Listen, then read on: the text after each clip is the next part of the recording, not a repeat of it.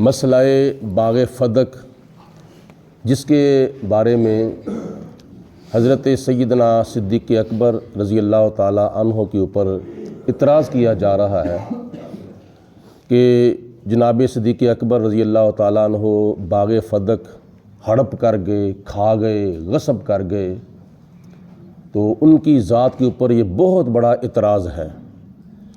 اصل میں باغ فدق مدینہ المنورہ سے تقریباً 30 کلومیٹر دور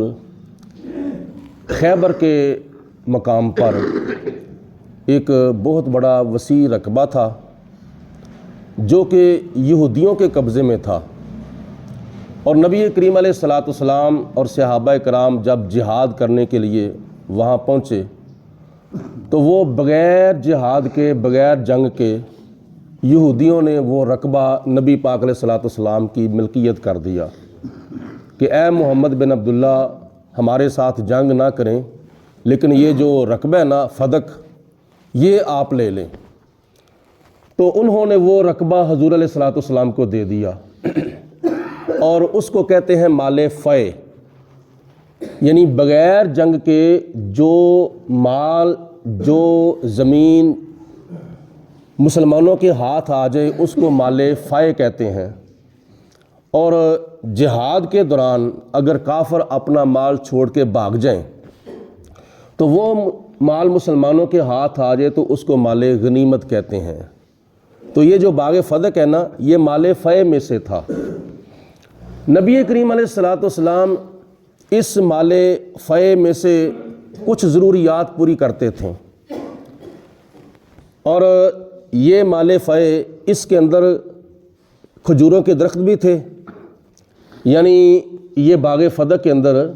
کھجوروں کے درخت بھی تھے، کھجوروں کے باغ بھی تھے، اور کچھ چشمے تھے، اور کچھ زمین جو تھی وہ کھیتی باڑی کے لیے کسانوں کو، کاشتکاروں کو دی تھی، اور اس کی جو آمدنی تھی وہ نبی پاک علیہ الصلاۃ والسلام خود بھی استعمال کرتے تھے، اور مجاہدین کو اسلحہ بھی لے کے دیتے تھے، مہمان کوئی آ جاتے تو ان کی مہمان نوازی بھی اس میں سے کی جاتی تھی، اور کافی یعنی غریبوں مسکینوں کے اوپر یہ باغ فدق کی جو آمدنی تھی وہ استعمال کی جاتی تھی۔ وقت گزرتا گیا، نبی پاک علیہ الصلاۃ والسلام کا وصال ہو گیا، اور صحابہ کرام کی مشاورت کے مطابق حضرت سیدنا صدیق اکبر رضی اللہ تعالیٰ عنہ کو خلیفہ منتخب کیتا گیا، اور جب حضرت فاطمہ الزہرا رضی اللہ تعالیٰ عنہا نے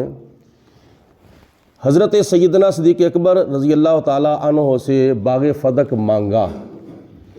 تو جناب صدیق اکبر رضی اللہ تعالیٰ عنہ نے آگے سے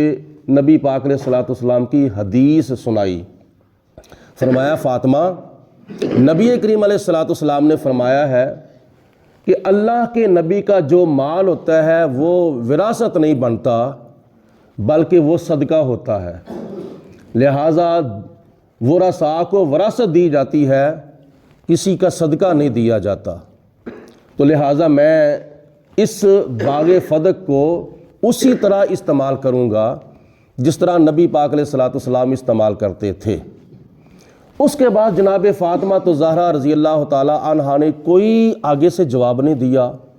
کوئی ناراضگی کا اظہار نہیں کیا، کسی قسم کا آگے سے اعتراض نہیں کیا پوری زندگی کے اندر، بلکہ یہاں تک آتا ہے کہ جب جناب فاطمہ الزہرا رضی اللہ تعالیٰ عنہا کی وفات ہوئی تو اس وقت حضرت علی المرتضیٰ رضی اللہ تعالیٰ عنہ نے جناب فاطمہ الزہرا کا جنازہ پڑھانے کے لیے بھی جناب صدیق اکبر کو آگے کیا تھا، یعنی اس کے بعد پوری زندگی میں کوئی ناراضگی نہیں تھی۔ اس کی وجہ یہ ہے کہ وراثت جو ہوتی ہے وہ ورثاء کو تقسیم کی جاتی ہے، اور ایک چیز وراثت ہی نہیں ہے تو پھر وہ ورثاء کو نہیں دی جاتی۔ قرآن پاک کے مطابق، حدیث پاک کے مطابق، اللہ کے نبیوں کی جو ذاتی پراپرٹی ہوتی ہے وہ وراثت نہیں ہوتی بلکہ وہ صدقہ ہوتی ہے۔ تو جس طرح حضرت ابو بکر صدیق رضی اللہ تعالیٰ عنہ نے اس مال کو، اس مال فے کو، اس باغ فدق کو استعمال کیا، اسی طرح پھر جناب فاروق اعظم نے استعمال کیا۔ اسی طرح ہی پھر حضرت عثمان غنی رضی اللہ تعالیٰ عنہ استعمال کرتے رہے، اور اسی طرح پھر حضرت علی المرتضیٰ رضی اللہ تعالیٰ عنہ استعمال کرتے رہے۔ جو لوگ کہتے ہیں کہ حضرت صدیق اکبر نے حضرت فاطمہ الزہرا کو باغ فدق نہیں دیا، تو ان سے بندہ پوچھے کہ جس وقت جناب صدیق اکبر خلیفہ تھے اس وقت تو باغ فدق تمہارے بقول ہو گیا غصب، لیکن جب حضرت علی المرتضیٰ رضی اللہ تعالیٰ عنہ کا دور خلافت آیا تھا، اس وقت بھی تو پھر یہ مقام ہو سکتا تھا نا، اس وقت بھی تو اس کو واپس لیا جا سکتا تھا، لیکن نہیں لیا،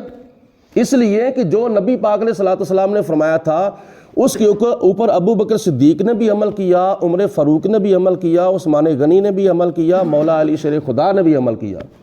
دوسرا جواب یہ ہے کہ جناب صدیق اکبر رضی اللہ تعالیٰ عنہ کے دور خلافت میں اسی باغ فدق کی تقسیم کرنے کے لیے جو ڈیوٹی تھی وہ حضرت علی المرتضیٰ رضی اللہ تعالیٰ عنہ کی تھی۔ جیسے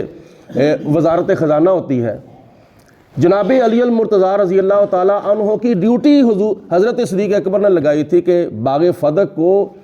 تقسیم جو کرنا ہے وہ آپ نے کرنا ہے۔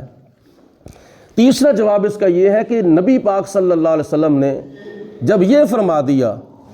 کہ میں نے سارے صحابہ کرام کے بدلے جو ہیں وہ چکا دیے ہیں، جنہوں نے میرے ساتھ دین کے معاملے میں خرچ کیا ہے میں نے سب کا بدلہ واپس ان کو دے دیا ہے، لیکن صدیق اکبر کا بدلہ میں نے نہیں دیا، ان کا بدلہ میں قیامت کے دن اللہ پاک کی بارگاہ سے لے کے دوں گا۔ تو پھر جناب صدیق اکبر کا نبی پاک علیہ الصلوۃ والسلام کے فرمان کے مطابق پوری امت کے اوپر احسان بھی ہو، پوری امت جناب صدیق اکبر کی قیامت تک مقروض بھی ہو، تو پھر وہ صدیق اکبر نے مال کھا جانا تھا، باغ فدق ہڑپ کر جانا تھا۔ بالکل یہ فتنہ ہے، اس کی کوئی اصلیت نہیں ہے، بلکہ نبی پاک علیہ الصلوۃ والسلام کے طریقے کے مطابق خلفاء راشدین نے اس باغ فدق کو استعمال کیا تھا۔ اللہ پاک کی ذات ہم سب کو عمل کرنے کی توفیق عطا فرمائے۔ وآخر دعوانا ان الحمدللہ رب العالمین۔ صلاۃ و سلام علیک یا سیدی یا رسول اللہ وعلی آلک و صحبک یا سیدی یا حبیب اللہ۔ صلاۃ و سلام علیک یا رحمۃ للعالمین۔